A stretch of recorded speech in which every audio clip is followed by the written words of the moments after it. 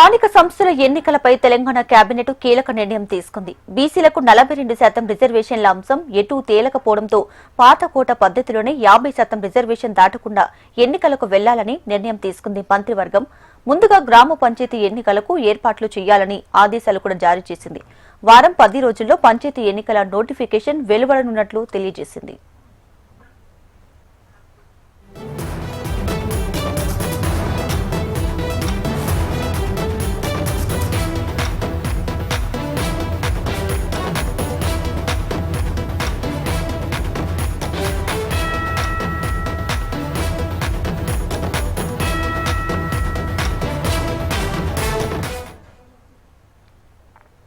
స్థానిక సంస్థల ఎన్నికలపై తెలంగాణ కేబినెట్ కీలక నిర్ణయం తీసుకుంది. బీసీలకు 42% రిజర్వేషన్ల అంశం ఎటూ తేలకపోవడంతో పాతకోట పద్ధతిలోనే 50% రిజర్వేషన్ దాటకుండా ఎన్నికలకు వెళ్లాలని నిర్ణయం తీసుకుంది మంత్రివర్గం. ముందుగా గ్రామ పంచాయతీ ఎన్నికలకు ఏర్పాట్లు చేయాలని ఆదేశాలు జారీ చేసింది. వారం 10 రోజుల్లో పంచాయతీ ఎన్నికల నోటిఫికేషన్ వెలువడనున్నట్లు తెలియజేసింది. ఇక పూర్తి సమాచారాన్ని మా ప్రతినిధి అశోక్ అందిస్తారు. అశోక్, దీప్గా మనం చూస్తున్నాం ఏదైతే 4 గంటలుగా కొనసాగుతున్నటువంటి కేబినెట్ సమావేశం ప్రస్తుతం ముగిసింది. ఈ కేబినెట్ లో కీలకంగా స్థానిక సంస్థ ఎన్నికలకు సంబంధించిన దానిపైన నిర్ణయం తీసుకున్నట్లుగా సమాచారం. ఏదైతే స్థానిక సంస్థల ఎన్నికల్లో తొలుతగా పంచాయతీ ఎన్నికలకు సంబంధించి సర్పంచ్ ఎన్నికలు నిర్వహించేందుకు ప్రభుత్వం సంసిద్ధత వ్యక్తం చేసినట్లుగా సమాచారం. దీనిపై నిర్ణయం జరిగిపోయినట్లుగా సమాచారం ఉంది. ఇదే దీనికి సంబంధించి ప్రధానంగా ఈ 24 లోపు హైకోర్టు ఆదేశాల ప్రకారం స్థానిక సంస్థల ఎన్నికలు నిర్వహించాలని చెప్పి ఆదేశించింది. సో ఈ నేపథ్యంలో వారం 10 రోజులుగా ఎన్నికల నిర్వహణకు సంబంధించి అంటే ప్రజాపాలన దినోత్సవానికి సంబంధించి మొత్తం డిసెంబర్ 1st వీక్ అంతా కూడా నిర్వహించాలని చెప్పేసి ప్రభుత్వం భావిస్తుంది. 8-9 తారీఖుల్లో మొత్తం ప్రజాపాలన దినోత్సవం 2 ఏళ్లు ప్రభుత్వం ఏర్పడి నిర్వహించబోతున్న నేపథ్యంలో ఆ తర్వాతనే సర్పంచ్ ఎన్నికలకు సంబంధించిన నోటిఫికేషన్ విడుదలయ్యే అవకాశం ఉంది. సో ఏది ఏమైనప్పుడు కూడా ఈ 10-15 రోజుల్లోగా సర్పంచ్ ఎన్నికలకు సంబంధించి తొలుత నిర్వహించి ఆ తర్వాత ఎంపీటీసీ జెడ్పీటీసీ ఎన్నికలు నిర్వహించేందుకైతే కేబినెట్ సూత్రప్రాయంగా నిర్ణయం తీసుకున్నట్లుగా సమాచారం ఉంది. దీనిపై మరి కాసేపట్లోనే మంత్రుల బృందం మీడియా సమావేశంలో వెల్లడించే అవకాశం కనిపిస్తుంది. అశోక్, అయితే ఇప్పుడు తెలంగాణ కేబినెట్ లో స్థానిక సంస్థలు అలాగే గ్రామ పంచాయతీలు కాకుండా ఇంకా ఎలాంటి నిర్ణయాలు తీసుకునే అవకాశం ఉంది? సో ఎప్పటి వరకు భేటీ కొనసాగే అవకాశం ఉంది?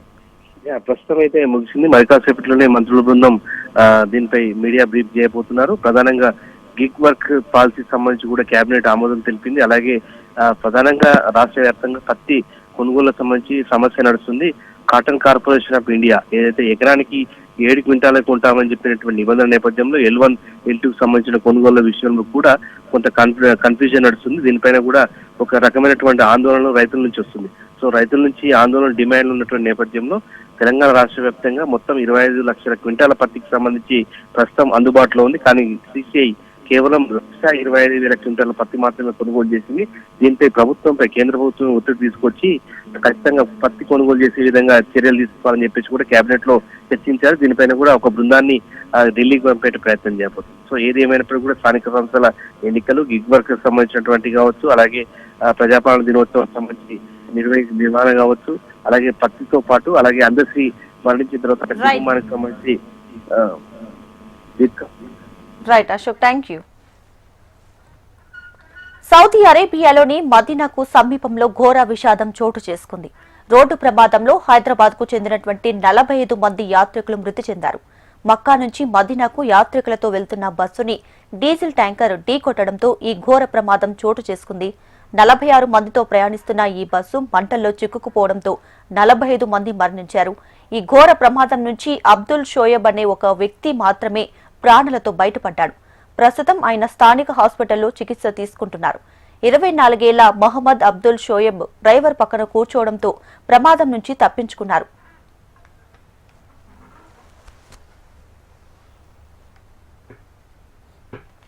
హైదరాబాద్ నుంచి మొత్తం 54 మంది నవంబర్ 9వ తేదీన జెడ్డాకు బయలుదేరి వెళ్లారు. నవంబర్ 23వ తేదీ వరకు వీరి టూర్ ప్లాన్ చేశారు. వీరిలో 4 ఆదివారం మక్కా నుంచి మదీనాకు కారులో వెళ్లిపోయారు. మరో 4 మక్కాలోనే ఉండిపోయారు. దీంతో 46 మంది బస్సులో మదీనాకు బయలుదేరారు. మదీనాకు 25 కిలోమీటర్ల దూరంలో ఆ బస్సుని డీజిల్ ట్యాంకర్ ఢీకొట్టడంతో 45 మంది మంటల్లో చిక్కుకొని ప్రాణాలు కోల్పోయారు.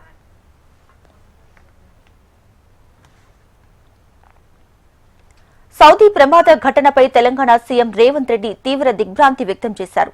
పూర్తి వివరాలు తెలుసుకోవాలని సీఎస్ డీజీపీని ఆదేశించారు. తెలంగాణ వాసులు ఎంతమంది ఉన్నారని ఆరా తీశారు. కేంద్ర విదేశాంగ శాఖ సౌదీ ఎంబసీ అధికారులతో మాట్లాడాలని సీఎస్ ను ఆదేశించారు. వెంటనే తగిన చర్యలు చేపట్టాలని కూడా సూచించారు. ఇక సచివాలయంలో కంట్రోల్ రూమ్ కూడా ఏర్పాటు చేశారు. సహాయం కోసం 7997959754 అలాగే 9912919545 నంబర్లను సంప్రదించవచ్చని తెలిపారు. సీఎం ఆదేశాలతో సీఎస్ రామకృష్ణారావు ఢిల్లీలో రెసిడెన్స్ కమిషనర్ గౌరవ్ ఉప్పల్ ని అప్రమత్తం చేశారు. తెలంగాణకు చెందిన వివరాలు అందించాలని కూడా ఆదేశించారు.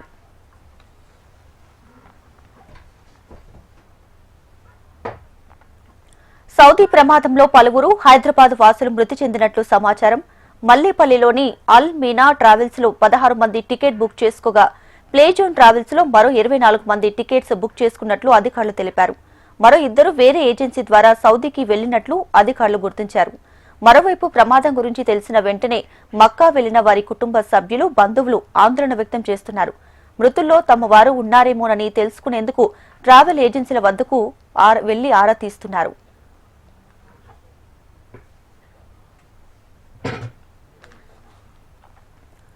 ఇక సౌదీ బస్సు ప్రమాదంపై భారత ప్రధాని నరేంద్ర మోడీ తీవ్ర దిగ్భ్రాంతి వ్యక్తం చేశారు. మృతుల కుటుంబాలకు సానుభూతి తెలియజేశారు. గాయపడిన వారు త్వరగా కోలుకోవాలని ప్రార్థించారు. రియాద్లోని ఎంబసీ, జెడ్డాలోని కాన్సులేట్ కావాల్సిన సహాయం అందిస్తున్నామని ఎక్స్లో పోస్ట్ చేశారు. సౌదీ అరేబియా ప్రభుత్వ అధికారులతో భారత ప్రతినిధులు నిరంతరం సంప్రదింపులు జరుపుతున్నట్లు తెలిపారు.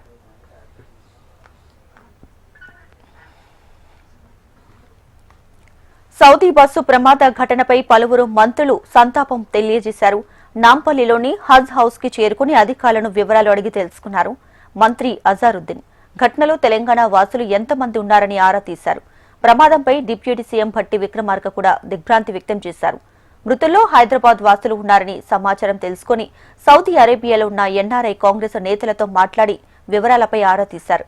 మృతులకు తమ ప్రగాఢ సంతాపం ప్రకటించారు. మృతుల కుటుంబాలకు అండగా ఉంటామని, ప్రభుత్వం అన్ని విధాలుగా ఆదుకుంటుందని డిప్యూటీ సీఎం భట్టి తెలిపారు. ఇక ఘటనపై మంత్రి కోమటిరెడ్డి కూడా దిగ్భ్రాంతి వ్యక్తం చేశారు. ఘటనలో తెలంగాణ వాసులు ప్రాణాలు కోల్పోవడం బాధాకరమన్నారు. మృతుల్లో ఎక్కువ మహిళలు, చిన్నారులు ఉన్నారని తెలిసి మరింత దిగ్భ్రాంతికి గురి చేసిందన్నారు. ప్రమాదంపై మంత్రి పొన్నం ప్రభాకర్ తీవ్ర దిగ్భ్రాంతి వ్యక్తం చేశారు. మృతుల్లో హైదరాబాద్ వాసులు ఉన్నారని తెలుసుకుని సౌదీ అరేబియాలో ఉన్న NRI advisory committee chairman Vinod, vice chairman Bheem రెడ్డిలతో మాట్లాడి వివరాలు అడిగి తెలుసుకున్నారు. అధికారులు ఎన్ఆర్ఐ కమిటీతో సమన్వయం చేసుకోవాలన్నారు. మృతుల కుటుంబాలకు ప్రభుత్వం అన్ని విధాలుగా అండగా ఉంటుందని మంత్రి పొన్నం ప్రభాకర్ తెలిపారు.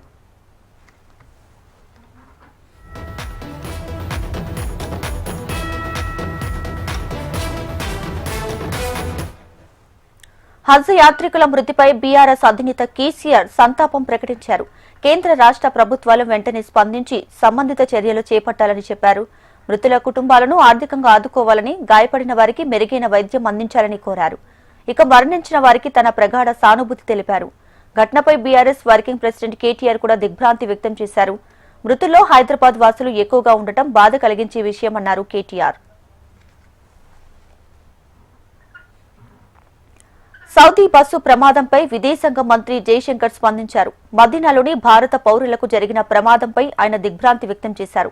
ప్రభావిత కుటుంబాలకు ఎంబసీ, జెడ్డాలోని కౌన్సిలేట్ పూర్తి సహాయ సహకారాలు అందిస్తున్నాయని ఎక్స్ వేదికగా పోస్ట్ చేశారు. అలాగే మృతుల కుటుంబాలకు ప్రగాఢ సానుభూతి తెలియజేశారు. గాయపడిన వారు త్వరగా కోలుకోవాలని ప్రార్థించారు. సౌదీలో మరణించిన వారి మృతదేహాలను వివిధ హాస్పిటళ్లకు తరలించాలని హైదరాబాద్ జాయింట్ సిపి తబ్సీర్ ఇక్బాల్ అన్నారు. భారత దౌత్య అధికారులు హాస్పిటల్కు వెళ్లారని, భారత దౌత్య అధికారులతో నిత్యం సమాచారం తీసుకుంటున్నట్లు చెప్పారు. సమాచారం ప్రకారం 54 మంది సౌదీకి వెళ్లారని, బస్సులో ఉన్న ఒక్క ప్రయాణికుడు మాత్రమే బతికారని జాయింట్ పేర్కొన్నారు. బాధిత కుటుంబాల కోసం కంట్రోల్ రూమ్లు ఏర్పాటు చేశామన్నారు. తెల్లవారుజామున 3 గంటల సమయంలో ప్రమాదం జరిగిందని తెలియజేశారు. నిన్న night 3 o'clock very bad tragic incident Medina ముందు 25 కిలోమీటర్ ముందు జరిగింది. 46 పీపుల్ బస్లో ఉంటున్నారు. అది బస్ యాక్సిడెంట్లో ఒకటి సర్వైవల్ పర్సన్ ఉన్నారు. ఇది హాస్పిటల్లో ఇప్పుడు ఐసీయూలో ఉంటున్నారు. సో 45 పీపుల్ కోసం మన ప్రాపర్ ఇన్ఫర్మేషన్ కోసం వెయిటింగ్ చేస్తున్నాను. మన సర్కార్ నుంచి తర్వాత మన సీనియర్ ఆఫీసర్ నుంచి మనకి ఇన్స్ట్రక్షన్స్ వచ్చింది. ఇన్స్ట్రక్షన్స్ ప్రకారం మార్నింగ్ నుంచి మన టీమ్ పని చేస్తున్నారు, ఇన్ఫర్మేషన్ కలెక్షన్ చేస్తున్నాను. 46లో 43 పీపుల్ హైదరాబాద్ కమిషనరేట్ పరిధిలో ఉన్నారు. ఇదిలో 2 పీపుల్ సైబరాబాద్ కమిషనరేట్ నుంచి వెళ్ళారు. ఒకటి హుబ్లీ పాస్పోర్ట్ ప్రకారం హుబ్లీ డిస్ట్రిక్ట్ చూపిస్తారు. So maybe he is also from staying in Hyderabad. Proper information వస్తే మళ్ళీ మీకు బ్రీఫ్ చేస్తాను. దే ఆర్ కండిషన్ ప్రకారం ఏ కండిషన్లో ఉంటున్నారు. సౌదీ అరేబియాలో ఇండియన్ కాన్సుల్ జనరల్ నుంచి ఒక టీం కూడా వెళ్ళారు. టీం వెరిఫై చేస్తున్నారు, డిఫరెంట్ హాస్పిటల్లో వెళ్ళి వెరిఫై చేస్తున్నారు. వెరిఫై చేసి తర్వాత మనకి ఇన్ఫార్మ్ ఇస్తే నేను మీకు ఇన్ఫర్మేషన్ ఇస్తాను.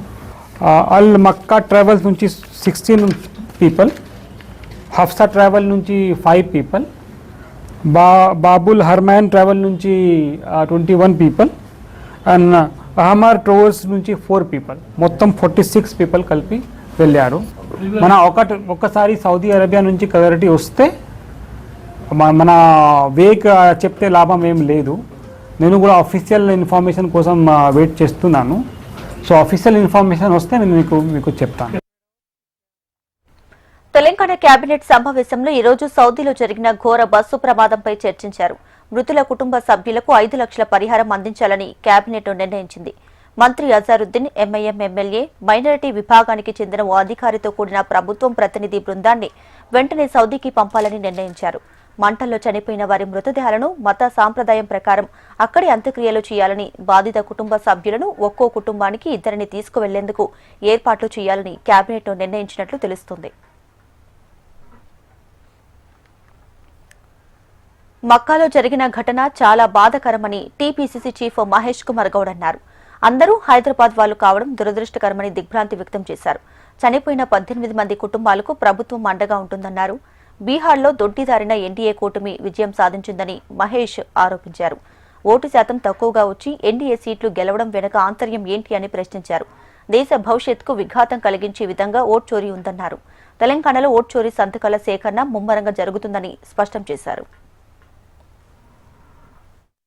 మక్కాలో జరిగినటువంటి దురదృష్టకర సంఘటన, 40 మందికి పైగా చనిపోవడం, అందులో అంతా హైదరాబాద్కి చెందినవారు ఉండడం చాలా బాధాకరమైన విషయం. అల్లాని దర్శించుకోవడానికి పోయి ఇలాంటి దుర్ఘటన జరగడం, వారందరూ కూడా దాంట్లో చనిపోవడం చాలా విషాదకర సంఘటన. నేను పెద్దలు హనుమంతరావు దీన్ని తీవ్రంగా దిగ్భ్రాంతి వ్యక్తం చేస్తూ ఉన్నాం. కారవాన్, రామ్నగర్, అడిక్మెట్ ప్రాంతాలకు చెందినటువంటి వ్యక్తులు చాలామంది ఉన్నారు. వారికి అక్కడికి పోతా ఉన్నాం. మేము పొద్దున్నే ముఖ్యమంత్రి రేవంత్ రెడ్డి గారు దీన్ని స్పందించినారు. తగు రీతిన సాయం అందే విధంగా హెల్ప్ లైన్ ఏర్పాటు చేసినారు. ఇవాళ బీహార్లో ఎన్డీఏ అధికారంలోకి వచ్చింది అంటే అది ప్రజల ఆభిష్టం మేరకు, ప్రజల ఆశయాలకు అనుగుణంగా రాలేదు. ఇది గ్రహించుకోవాల్సిన అవసరం ఉన్నది. బీహార్లో గెలిచిన అభ్యర్థులకు వచ్చిన మెజారిటీ కన్నాక తొలగించిన ఓట్లున్నాయి. సరిపేరిట లౌకికవాద వ్యక్తుల యొక్క ఓటును తొలగించినారు. తద్వారా ఓట్లో చోరీ చేయడం కాకుండా ఎరాఫేరీ చేసి వాళ్ళు ఎన్డీఏ 4వ అధికారంలోకి వచ్చింది. 4 పర్యాయాలు అక్కడ అధికారం నితీష్ కుమార్ అభివృద్ధి చూస్తే ముగ్గురు వేలేసుకుంటాం బీహార్లో. అలాంటి బస్సులో వారిని ఎన్నుకునే సమస్య లేకుండే ఎరాఫేరీ చేసి అక్కడ గెలిచినారు. అయినప్పటికీ కూడా ఓడిపోయిన మహాగఠబంధన్కి ఎక్కువ ఓట్లు వచ్చినాయి. పర్సంటేజ్ ఆఫ్ ఓట్స్ మాకే ఎక్కువ వచ్చినాయి. అవకతవకలు, ఓట్ చోరీ ఇవన్నీ బీహార్లో గెలిచినారు. అది గెలుపు కాదు, అప్రజాస్వామికంగా అనైతికంగా గెలిచినారు. ఇది రాష్ట్ర దేశం గుర్తుపెట్టుకోవాలి. ఓట్ చోరీ జరిగింది అనేది ఇప్పటికే రుబడి అయింది. కాంగ్రెస్ అధికారంలోకి వచ్చిన 2 ఏళ్లలోనే అభివృద్ధి అంటే ఏంటో చూపించిందని డిప్యూటీ సీఎం భట్టి విక్రమార్క అన్నారు. రంగారెడ్డి జిల్లా మీర్ ఖాన్ పేటలో చేపడుతున్న భారత్ ఫ్యూచర్ సిటీలో గ్లోబల్ సమ్మిట్ 2025 వేదికను ఆయన సందర్శించారు. 2047 తెలంగాణ రైజింగ్ విజన్ డాక్యుమెంట్ ను ప్రపంచానికి చూపించడానికి తమ ప్రభుత్వం సిద్ధంగా ఉందని చెప్పారు. డిసెంబర్ 8, 9వ తేదీల్లో సీఎం రేవంత్ రెడ్డి నేతృత్వంలో నిర్వహిస్తున్న గ్లోబల్ సమ్మిట్ కు పకడ్బందీ ఏర్పాట్లు చేస్తున్నామన్నారు.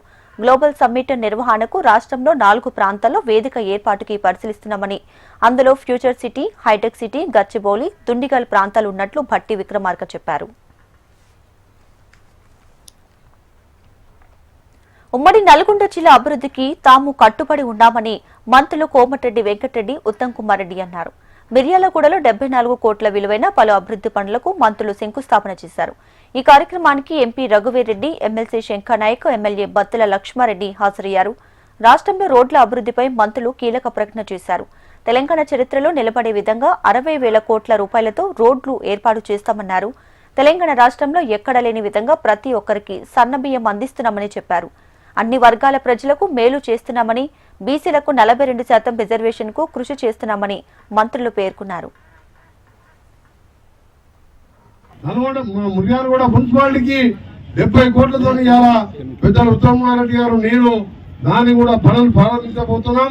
ఇంకా కేంద్రంకి నిధులు తేవడానికి మన ఎంపీగా రఘువీరెడ్డి గారికి మేమిద్దరం కూడా ఎంపీలుగా కూడా పనిచేసాం కాబట్టి కేంద్ర పథకాలను కూడా మన మిర్యాలగూడ సెగ్మెంట్ దేశంలో తెలంగాణ రాష్ట్రంలోనే ఎక్కువ రైస్ ఇండస్ట్రీ ఉన్నది దేశంలోనే. అగ్రికల్చర్ రైతులతో పాటు ఇక్కడ ఉన్న అందరూ కూడా ఎంతో ఇది కమర్షియల్ టౌన్ గా ఉన్నది కాబట్టి తప్పకుండా ఫ్యూచర్ లో రాబో 3 సంవత్సరాలే కాదు, ఆ 5 ఏళ్ళు, ఇంకో 5-15 ఏళ్ళు మన జూబ్లీతో మీకు అర్థమైపోయింది కదా, ఎంత ఇంకా 15 ఏళ్ళు మన గవర్నమెంట్ ఉంటుంది. అందుకనే రాజకీయ విమర్శలు చేయడానికి కాదు, ఇది అభివృద్ధి కార్యక్రమాల కోసం పెట్టుకున్న మీటింగ్. మనం తిట్టాలన్నా ఒక పార్టీకి ఏమో డిపాజిట్ పోయింది, ఇంకో పార్టీ ఏమో 4 ముక్కలే కొట్లాడుకుంటారు వాళ్ళు అక్క చెల్లెళ్ళు బావమవుతారు. కాబట్టి అందుకనే మనకు ఓరు లేరు, మనం అందరం కలిసికట్టుగా ఉండి మీరు అందరూ ఒక్క సర్పంచ్ కూడా మిర్యాలగూడ కాన్స్టిట్యూన్సీలో పోవద్దు. అదే మీరు నాకు మాట ఇవ్వాలి, మా క్యాప్టెన్ గారికి మాట ఇవ్వాలి. సర్పంచ్ తో పాటు ఎంపీటీసీ, జెడ్పీటీసీ, మున్సిపల్ ఎన్నికలు ఇవన్నీ గెలిస్తేనే గ్రామాలలో సమస్యలు ఈ ఎమ్మెల్యేలకు, ఎంపీలకు చెప్తారు, ఎమ్మెల్సీలకు చెప్తారు, వాళ్ళు మాకు చెప్తారు. మేము ఎమ్మెల్యేలు, ఎంపీలు, ముఖ్యమంత్రి గారి దగ్గర కొట్లాడి మన జిల్లాని అన్ని రంగాల్లో పూర్వపు నల్గొండ జిల్లాని రాష్ట్రంలోనే మొట్టమొదటి జిల్లాగా అన్ని రంగాల్లో అభివృద్ధి చేస్తామని మీకు మాటిస్తూ కృష్ణా నదీ జలాల నుంచి మిర్యాలగూడ నియోజకవర్గంలో ఆల్రెడీ ఇప్పుడు సుమారు 100% ఆయకట్లు ఉంది. ఎక్కడెక్కడైనా గ్యాప్ ఉంటే, టేలెంట్ ఉంటే తప్పనిసరిగా పూర్తి చేస్తాం. మొదలుపెట్టిన అన్ని లిఫ్ట్ ఇరిగేషన్ స్కీమ్స్ 100% పూర్తి చేస్తామని చెప్పి సభాముఖంగా ఈరోజు మీకు మాటిస్తున్నాం. అదేవిధంగా ఈరోజు మేము వచ్చింది ఈ 74 కోట్ల రోడ్డు, మరి డిగ్రీ కాలేజు, జూనియర్ కాలేజు, అదేవిధంగా మున్సిపాలిటీలో 65 కోట్ల రోడ్లు. ఇవి కాకుండా మిర్యాలగూడ నియోజకవర్గంలో మరి ప్రియ మిత్రుడు, మీ ఎమ్మెల్యే, మీ అభిమాన నాయకుడు బిఎల్ఆర్ గారు, మరో మీ అభిమాన నాయకుడు ఎమ్మెల్సీ శంకర్ నాయక్ గారు, మీ ఎంపీ రఘువీరెడ్డి గారు మమ్మల్ని ఏమి కోరినా రాష్ట్ర ప్రభుత్వం నుంచి మిర్యాలగూడ మేలు కోరి మిర్యాలగూడ అభివృద్ధి చేయడానికి తప్పనిసరిగా చేస్తామని చెప్పి నేను మనం చేస్తున్నాను. ఒక్కసారి ఆలోచన చేయండి, ఈరోజు రాష్ట్రంలో ఉన్న కాంగ్రెస్ ప్రభుత్వం ఉమ్మడి నల్గొండ జిల్లాలో ఇక్కడ కాంగ్రెస్ కార్యకర్తల బలం, మీ త్యాగం, మీ కృషి వల్లనే హైదరాబాద్ లో కాంగ్రెస్ గవర్నమెంట్ ఉంది. మేము ఎన్నడూ మర్చిపోవాలి. మీ మంత్రులుగా, మీ ముఖ్యమంత్రిగా, మీ డిప్యూటీ చీఫ్ మినిస్టర్ గా, మీ మరి చీఫ్ మినిస్టర్ రేవంత్ రెడ్డి గారి నాయకత్వంలో మరి మంత్రివర్గం అందరం కూడా కలిసి ఉమ్మడి నల్గొండ జిల్లా అభివృద్ధికి కట్టుబడునని చెప్పి నేను మనం చేస్తున్నాను. ములుగు జిల్లాలో మంత్రి సీతక్క పర్యటించారు. జిల్లాలో మహిళా సంక్షేమ శాఖ ఆధ్వర్యంలో అంగన్వాడీ సెంటర్లలో పైలట్ ప్రాజెక్టుగా మిల్క్ పంపిణీ ఏర్పాటు చేశారు.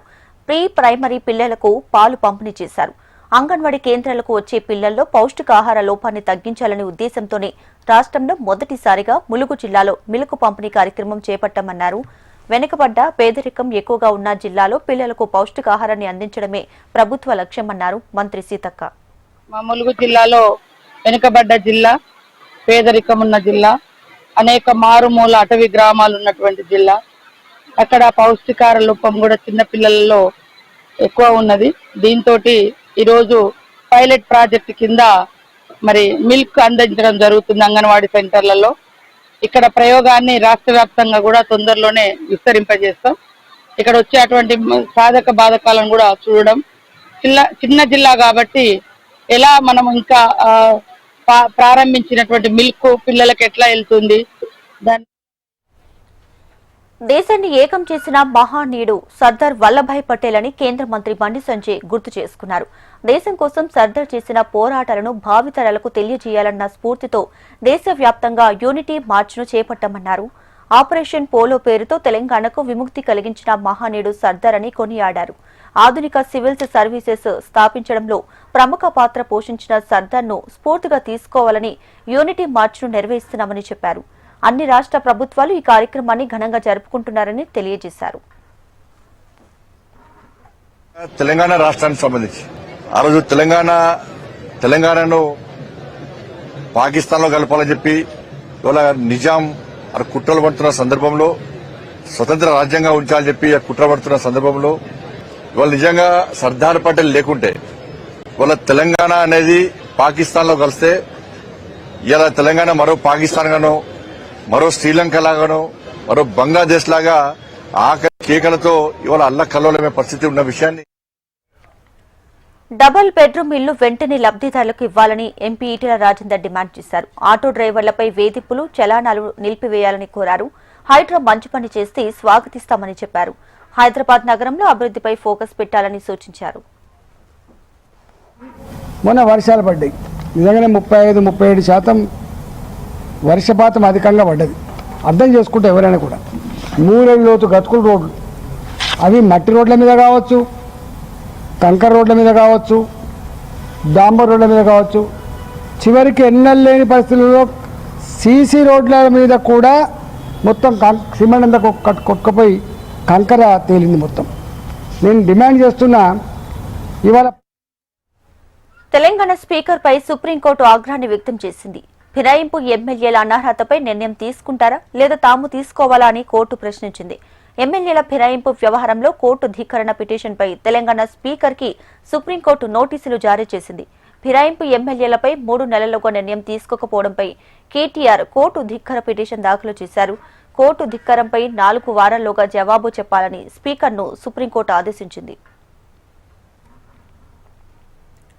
డిపెండెంట్ ఉద్యోగాలు కాపాడుకోలేని స్థితిలో ఇప్పుడు ఉన్నామని జాగృతి అధ్యక్షురాలు కవిత వ్యాఖ్యలు చేశారు.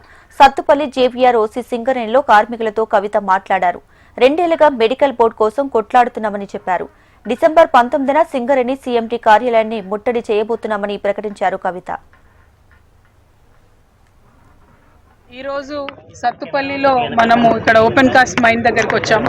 ఓపెన్ కాస్ట్ మైన్లో 2-2:30 మధ్యలో షిఫ్ట్ మారుతూ ఉంటుంది. మరి ఇక్కడ షిఫ్ట్లోకి కొత్తగా చేరేటటువంటి కార్మికులను, షిఫ్ట్ అయిపోయి వస్తున్నటువంటి కార్మికులందరినీ కలవడానికి ఈ సమయంలో మరి బాయ్ మీదకి రావడం జరిగింది. మరి ఇక్కడ ఓసీపీలో ప్రత్యేకించి ఒకటే ఆలోచన చేస్తూ ఉన్నాం.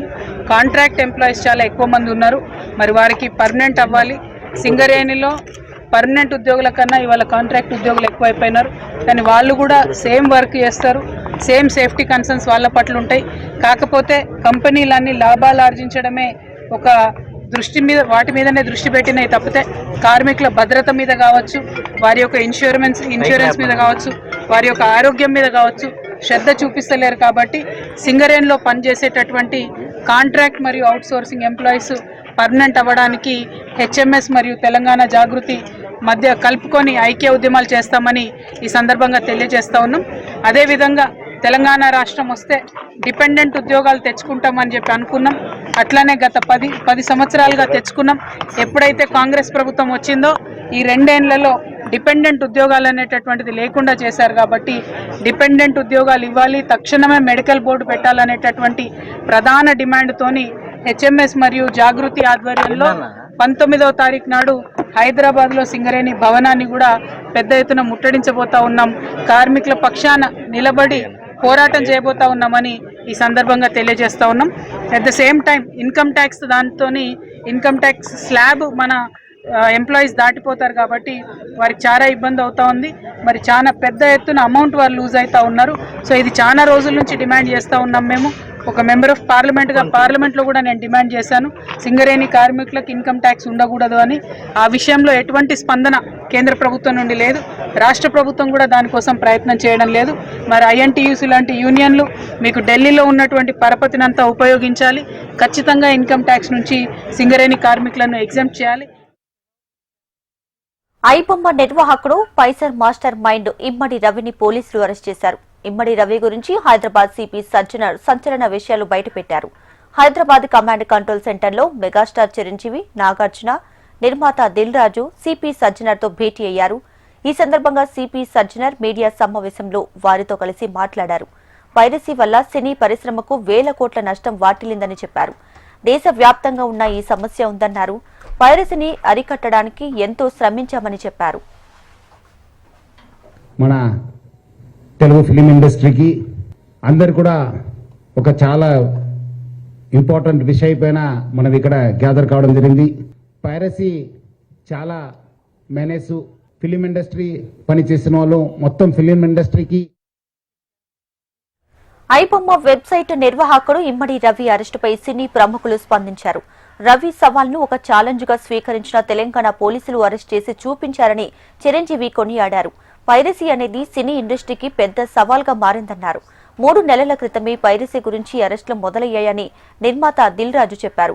ప్రేక్షకులు ఐబొమ్మ లాంటి వెబ్సైట్లను ఎంకరేజ్ చేయవద్దని సూచించారు. ఈ సందర్భంగా నాగార్జున, రాజమౌళి సహా పలువురు సినీ ప్రముఖులు పోలీసు ఉన్నతాధికారులకు ధన్యవాదాలు చెప్పారు.